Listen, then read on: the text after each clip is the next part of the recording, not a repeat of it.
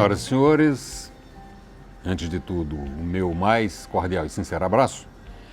E antes de iniciar a minha fala propriamente dita, eu relato que estou sem máscaras para esta gravação, embora aqui estejam sendo observadas e respeitadas todas as medidas sanitárias previstas pelas autoridades médicas.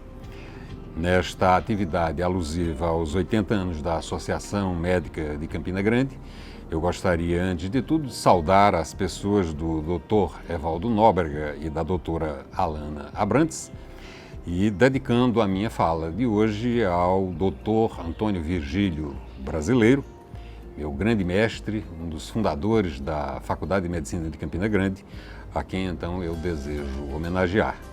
E dedicarei também a minha fala a meu filho, Felipe Marcel do Paiva Gaudêncio, médico, um dos atores no atendimento aos portadores de vítima de Covid-19.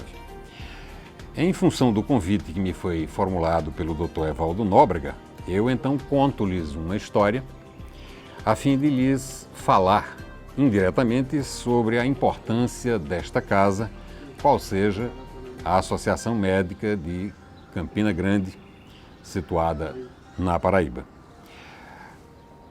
Em certa ocasião, Franz Boas, um antropólogo nascido na Alemanha, mas radicado nos Estados Unidos, fazia relato a Claude Lévi-Strauss, também antropólogo francês e fundador da antropologia estruturalista, considerado um dos grandes intelectuais do século XX, uma história, ou seja, uma história colhida por Franz Boas e relatada a Lévi-Strauss. Lévi-Strauss então analisa a história contada por Franz Boas e publica a análise em uma obra intitulada O Feiticeiro e Sua Magia.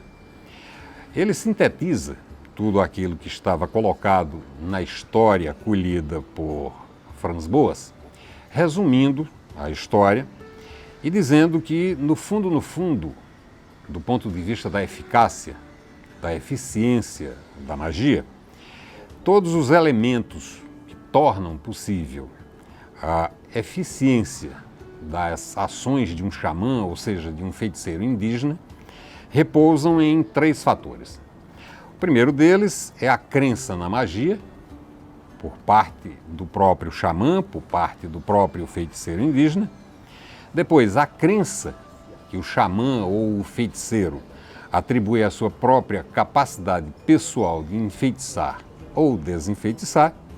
E, em terceiro lugar, a crença da comunidade xamânica e da comunidade em geral quanto à capacidade de enfeitiçamento ou desenfeitiçamento por parte daquele xamã.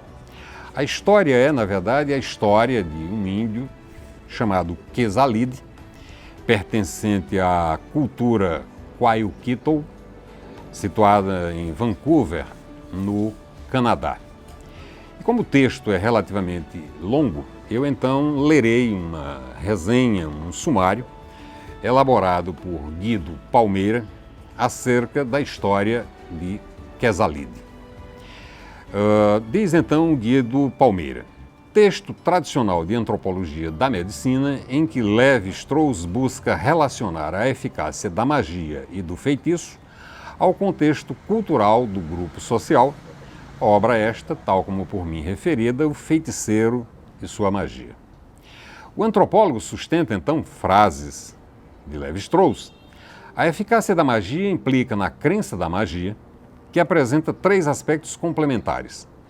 Existe inicialmente a crença do feiticeiro na eficácia de suas técnicas, em seguida a crença do doente no poder do próprio feiticeiro e, finalmente, a confiança e as exigências da opinião coletiva. Entre os exemplos elencados para sustentar suas teses, o que nos interessa é a história de Quesalid, extraída de uma narrativa indígena recolhida por Franz Boas, tal como por mim também previamente enunciado.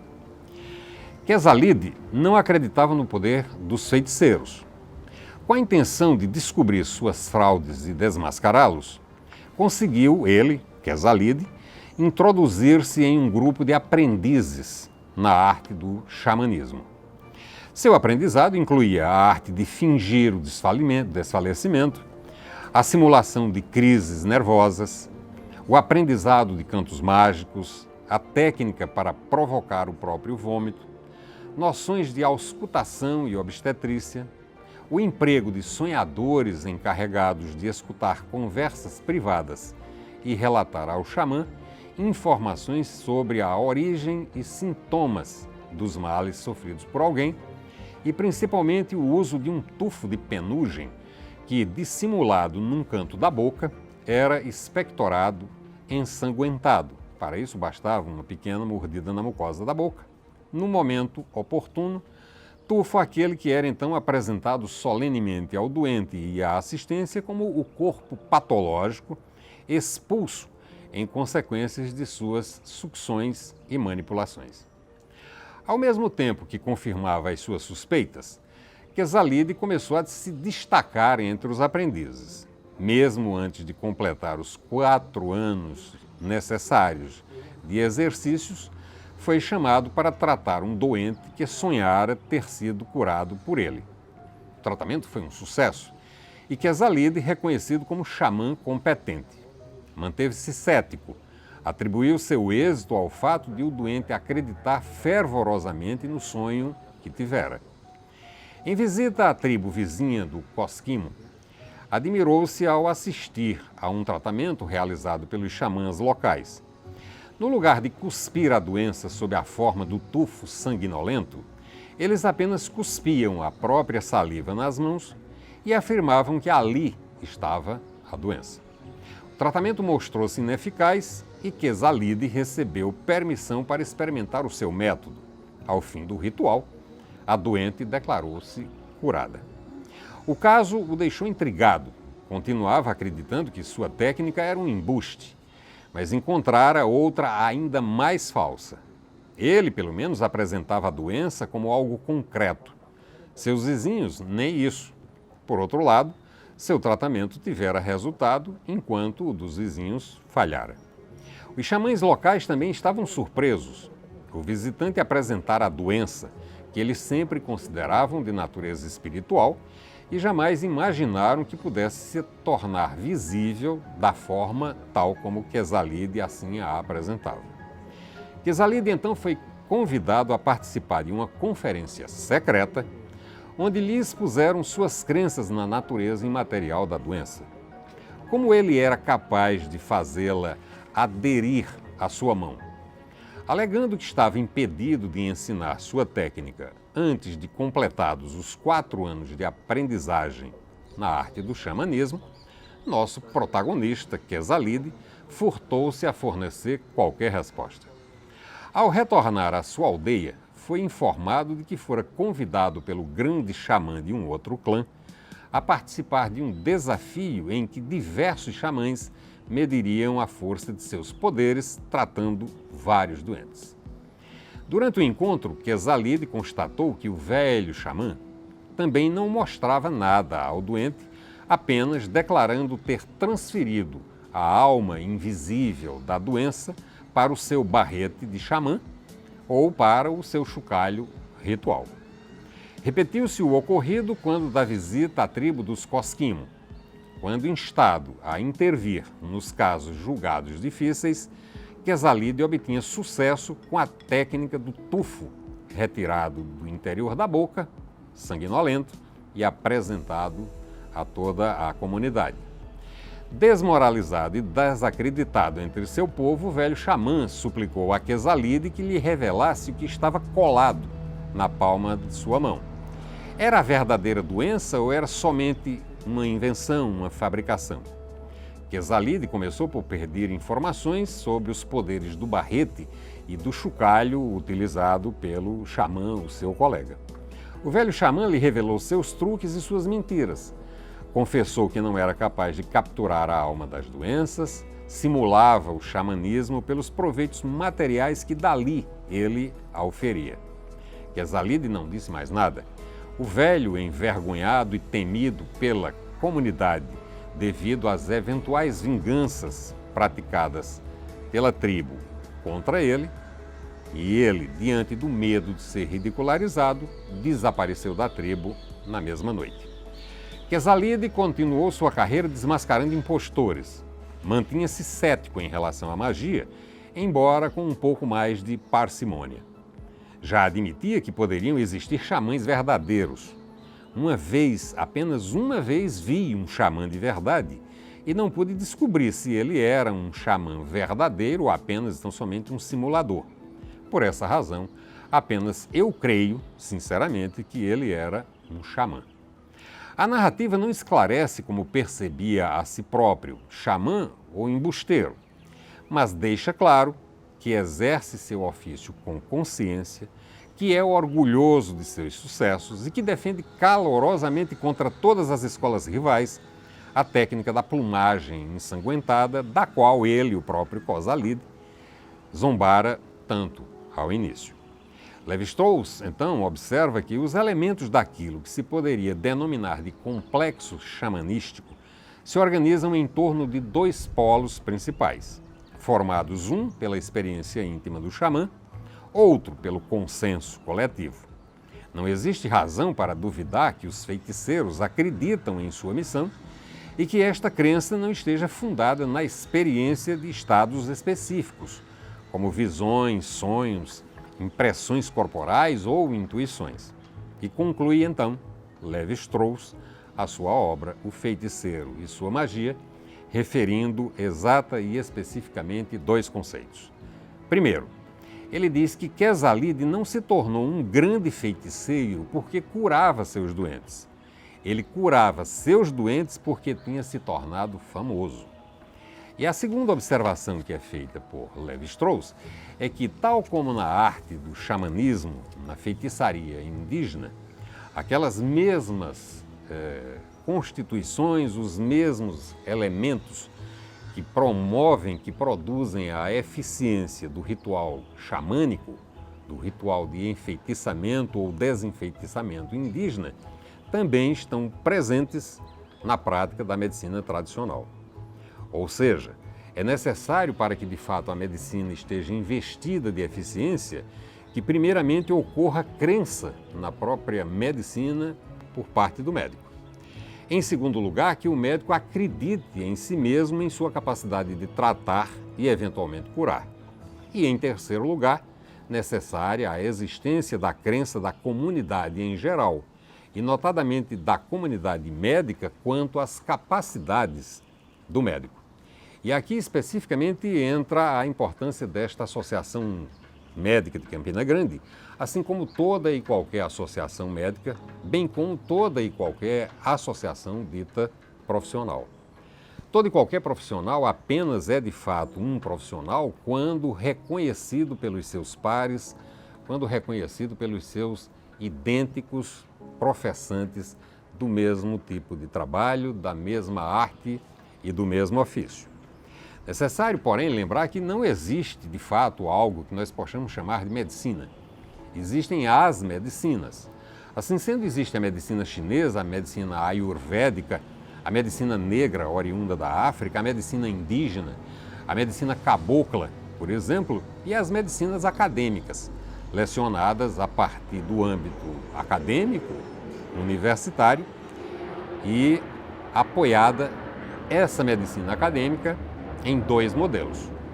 Assim sendo, existe uma medicina calcada no modelo biomédico, um modelo que, na verdade, toma a medicina centrada fundamentalmente na doença e no tratamento. Ou seja, uma medicina para quem o paciente representa um interesse, na verdade, secundário. As bases de uma medicina calcada, então, no modelo biomédico, respeitam, de um lado, a técnica, graças àquilo que é aprendido e apreendido ao longo de toda a formação médica, acerca de como proceder, como fazer, como aplicar um determinado tratamento, seja esse tratamento um tratamento clínico, quer seja um tratamento cirúrgico. É exatamente a técnica que nos ensina o como fazer em qualquer que seja o ofício. E, em segundo lugar, interessa para uma medicina calcada no modelo biomédico a ética. Uma ética que, no final das contas, ensina, propõe à medicina o porquê fazer ou não fazer em respeito a isto que é a dignidade humana, que evidentemente está representada e encarnada em um paciente que há que ser, evidentemente, enquanto pessoa, respeitado. O segundo modelo, o modelo denominado medicina humanista, medicina humanística, medicina integral ou medicina centrada no doente, parte de um outro ponto de vista, tratando-se, na verdade, de uma abordagem, de um modelo para quem, sobretudo, interessa a pessoa do doente e não, eventualmente, a doença e o tratamento. Não que uma medicina dita humanística não leve em consideração, evidentemente, a doença e o tratamento. A ela, isso também interessa. O foco, porém, repousa exata e especificamente na pessoa do doente, tomada aquela pessoa como portadora de um determinado quadro clínico que deve, então, ser abordado técnica e eticamente. Essa medicina dita humanística, integral, humanista ou humanizada ou ainda centrada no doente, adota um tripé, diferentemente dos dois pés que são apontados por uma medicina calcada no modelo biomédico. Esses tripés são representados, então, mais uma vez, pela técnica. A técnica também interessa a uma medicina humanística ou humanizada, porque é a técnica que nos ensina acerca de como abordar, do ponto de vista diagnóstico, uma determinada doença e qual a forma correta de aplicar o tratamento àquele quadro patológico. Ela, evidentemente, também se interessa pela ética, uma vez que, tal como dito, a ética nos ensina aquilo que devemos fazer ou devemos evitar praticar no tratamento de determinada pessoa, exatamente por imposições de ordem ético-moral que tomam, então, o sujeito literalmente como uma pessoa singular e que deve ter respeitadas todas as suas características individuais enquanto pessoa que ela é.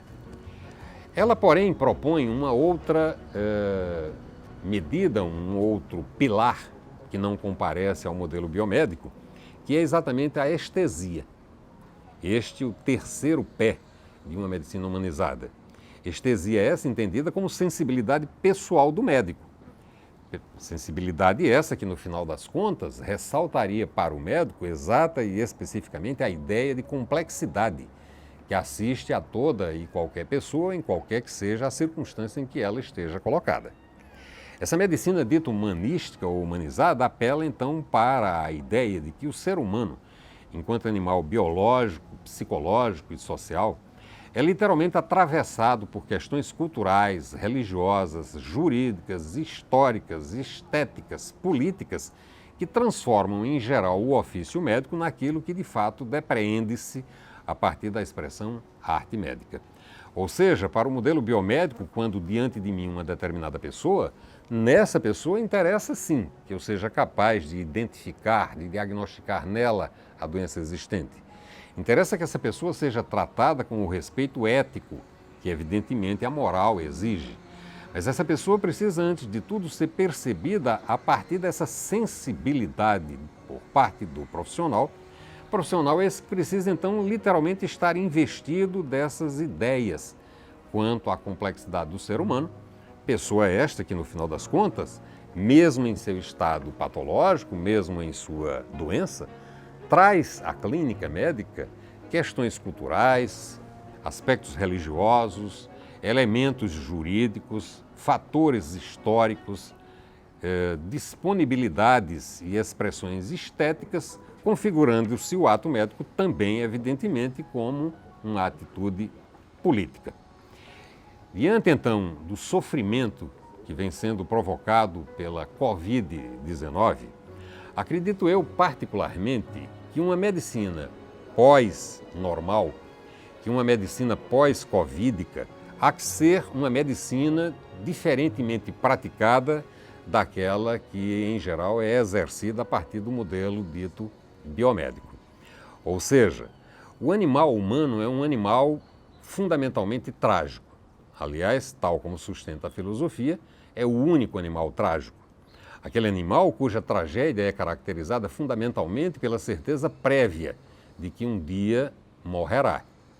E é exatamente esse animal trágico que exigirá, após a Covid-19, uma outra forma de exercício para a medicina que não apenas tão somente um modelo biomédico, mas um modelo, sobretudo, calcado na proposta humanística ou humanizada. Sobretudo, levando-se em consideração que a matéria-prima da medicina, de fato, não é a doença, não se constitui como sendo o tratamento. A matéria-prima da medicina é o sofrimento, e o sofrimento humano. Depois, então, dessa tragédia universal provocada pela Covid-19, qual o futuro da medicina? Eu diria que a medicina pós-covídica, a medicina a ser praticada no novo normal, tão logo ele advenha, será uma medicina que deve trazer duas modificações a serem implantadas. A maior dessas modificações será, obrigatoriamente, uma maior atenção à promoção à saúde, porque isso é a base de prevenção de doenças e de sofrimento. Da mesma forma como segundo ponto a ser praticada em uma medicina humanista pós-pandemia é a politização obrigatória do médico e da médica. E acredito eu, neste sentido, que esta Associação Médica de Campina Grande espera, sinceramente, que cada operador da saúde lute por, primeiro, maiores verbas em pesquisa de base em saúde. Em segundo lugar, batalhe obrigatoriamente por maiores verbas destinadas à saúde pública.